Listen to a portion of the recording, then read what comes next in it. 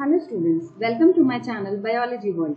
तो आज हम बात करने वाले हैं बायोलॉजी के वेटेजेस की बात करेंगे। लाइक चैप्टर वाइज हम वेटेज बात करेंगे कि कौन से चैप्टर का कितना वेटेज है और कौन से चैप्टर से कितने क्वेश्चंस आते हैं।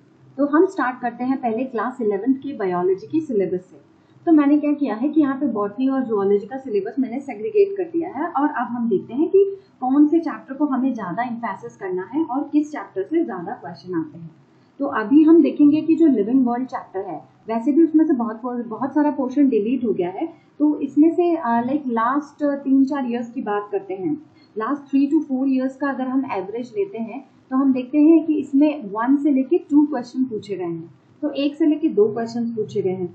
अगर अपन बायोलॉजिकल क्लासिफिकेशन की बात करते हैं तो इसमें पिछले सालों में लाइक पिछले 3 से 4 सालों में, I will write it over here, ठीक है। तो पिछले 3 से 4 सालों में लाइक अगर हम बात करें फ्रॉम 2020 से लेकर 2024 तक, तो बायोलॉजिकल क्लासिफिकेशन से हमें लाइक 2 to 3 क्वेश्चंस आते हैं।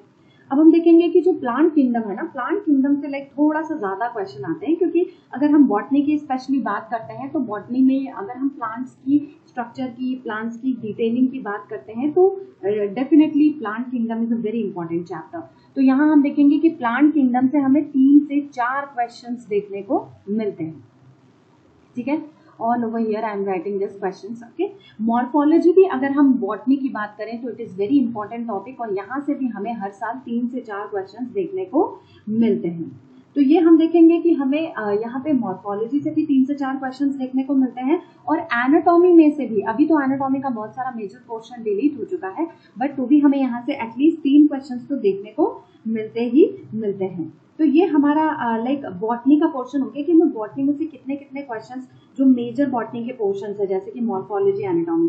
सेल जो चैप्टर है that is very much important. हम इसको लाइक बॉटनी हो या जूलॉजी उसका बेसिस मानते हैं, तो इसमें से हम 4 क्वेश्चन तक एक्सपेक्ट कर सकते हैं, क्योंकि लास्ट जो हम 3-4 साल का हम एवरेज देखेंगे ना, तो उसमें सेल में से बहुत ज्यादा क्वेश्चन पूछे गए हैं। तो हम एक एवरेज निकाल सकते हैं कि 3 से 4 क्वेश्चन हर साल इसमें से आते हैं, ठीक है। दूसरा इंपॉर्टेंट चीज है सेल साइकिल, सेल डिवीजन। इसमें से भी हम एक्सपेक्ट कर सकते हैं 3 से 4 क्वेश्चन। फोटोसिंथेसिस देखिए बहुत ही ज्यादा टेक्निकल चैप्टर है, बहुत सारी चीजें इसमें इंक्लूड होती है। तो फोटोसिंथेसिस में से हम कंसिडर कर सकते हैं कि like 2 questions can be asked. Last जो 3-4 साल का एवरेज है, लाइक 2 क्वेश्चंस तो इसमें से पूछे जाते हैं।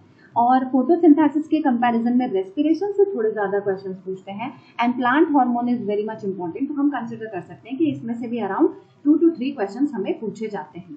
अब अगर हम बात करते हैं, जैसे यहाँ पे प्लांट किंगडम का बहुत ज्यादा रोल था, इंपॉर्टेंस था, वैसे यहाँ पे एनिमल किंगडम का बहुत ज्यादा रोल होता है and we can expect like 5 questions from this chapter, क्योंकि इसमें एक तो पूरे जितने भी एनिमल्स है सबका लाइक डिटेलिंग है, तो we can expect.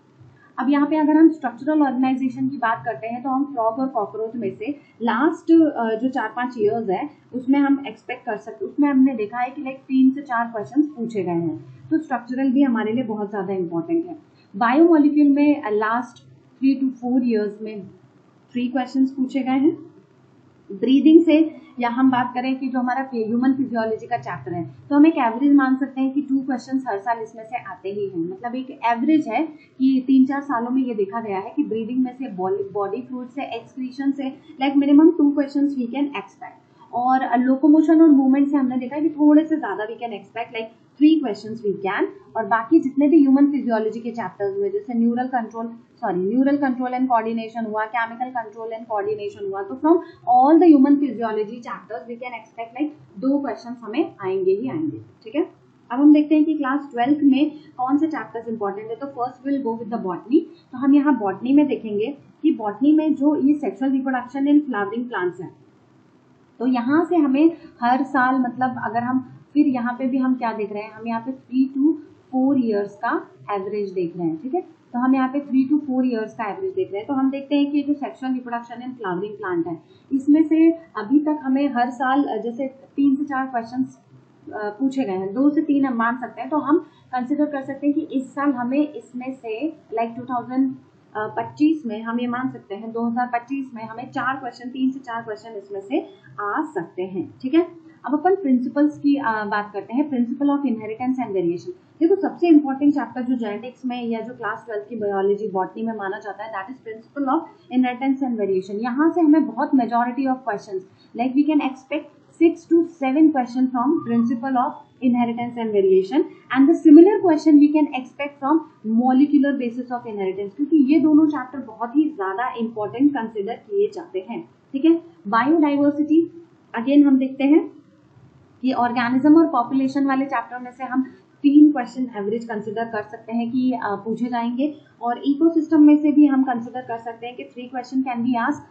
Same for the biodiversity, biodiversity में भी हम कंसिडर कर सकते हैं कि 2 से 3 क्वेश्चंस पूछे जा सकते हैं।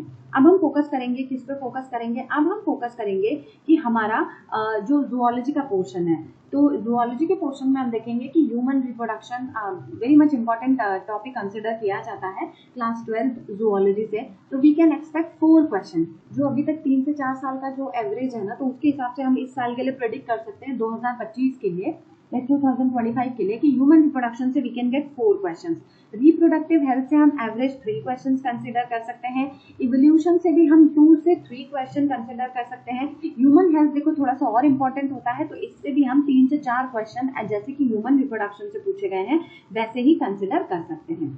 अब ये जो बायोटेक्नोलॉजी है ना, प्रिंसिपल एंड प्रोसीजर, इससे हमें मेजॉरिटी ऑफ क्वेश्चंस देखने को मिलते हैं, तो इससे हम 4 से 5 क्वेश्चन कंसिडर कर सकते हैं। बायोटेक्नोलॉजी का जो एप्लीकेशन है उससे भी इंपॉर्टेंट क्वेश्चंस पूछे जाते हैं, मतलब ज्यादा पूछे जाते हैं, तो हम ये कंसिडर कर सकते हैं कि हमें बायोटेक्नोलॉजी से 5 और इसके एप्लीकेशन से 3 क्वेश्चंस मिल सकते हैं। Microbes in human welfare, again ये इसमें बहुत सारे फैक्चुअल इन्फॉर्मेशन है, तो we can expect 1 to 2 question from this also. तो ये हमारे पास वेटेज हो गया कि कौन सा चैप्टर बहुत ज्यादा इंपॉर्टेंट कंसिडर किया जाता है और कौन सा थोड़ा सा लीज। तो यहाँ पे अगर हम क्लास 12 बॉटनी में देखें, तो क्लास 10 बॉटनी में 12th बॉटनी में हम ये देखते हैं कि जेनेटिक्स वाला पोर्शन बहुत ज्यादा इंपॉर्टेंट माना जाता है। एंड दूसरा यहाँ पे अगर हम देखें क्लास 12 में जूलॉजी में देखें, तो ये जो ह्यूमन रिप्रोडक्शन वाला और ह्यूमन हेल्थ वाला चैप्टर है, this is very much important consider. Class 11th के अंदर हम देखें तो क्लास 11th के अंदर ये जो प्लांट वाले चैप्टर्स होते हैं, जैसे कि plant kingdom, morphology, anatomy, this is considered very much important. और एनिमल का जो बेसिक चैप्टर होता है, जैसे कि एनिमल किंगडम, स्ट्रक्चरल और बायोमोलिक्यूल्स, इसको बहुत इंपॉर्टेंट कंसिडर किया जाता है। तो बेसिक प्लांट्स के चैप्टर एंड बेसिक एनिमल्स के चैप्टर। तो this was all about the weightage chapter wise for class 11th and 12th botany and zoology for NEET 2025। तो अब इसको हम गो थ्रू करेंगे और अंडरस्टैंड करेंगे, और हमारी जो एग्जाम प्रिपरेशन है अकॉर्डिंगली हम इसके अलाइन करेंगे। Thank you so much.